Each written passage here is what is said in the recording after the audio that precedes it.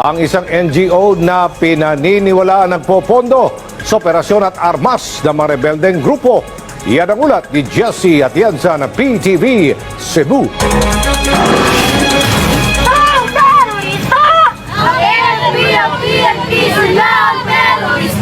Sumugod sa kalsada ang grupong ito bilang protesta, kasabay ng preliminary investigation na pinangunahan ng Department of Justice sa Cebu.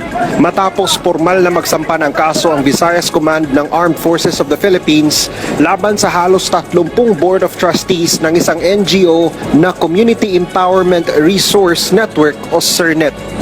Ayon sa isinagawang investigasyon at tracing ng AFP, ginagamit umano ang nasabing NGO para makakolekta ng pera mula sa mga foundations abroad sa pangakong gagamitin ang pondo upang magpatupad ng mga proyekto kasama ang mga LGUs. Ayon sa AFP, kapag nakuha na ang pera, 60% ang napupunta sa communist terrorist group, habang ang natitirang 40% lang ang mapupunta sa hininging proyekto. In order for them to sustain their atrocities and operations, they do not just rely from the money collected from the extortion activities, but they have mastered their fund generation scheme legally through the creation of NGOs, thus making this communist terrorist group the most organized crime syndicate in the country.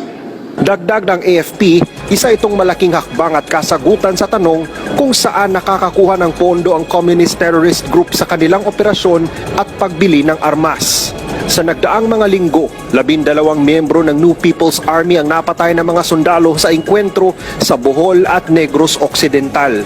Sa investigasyon ng AFP, kabilang ang mga nakaengkwentrong CTG sa mga nakatanggap ng pondo umano mula sa CERNET.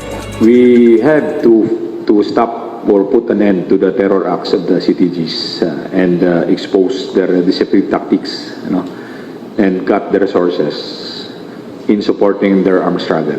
So that's why we are doing this. This is for our countrymen.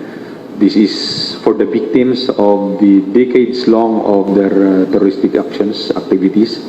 Kasong paglabag sa Terrorism Financing Prevention and Suppression Act of 2012 ang isinampa ng Visayas Command laban sa mga Board of Trustees ng nasangkot na NGO.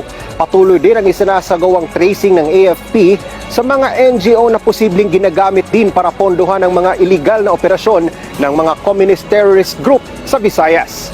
Mula sa PTV Cebu, Jessie Atienza, para sa Bayan.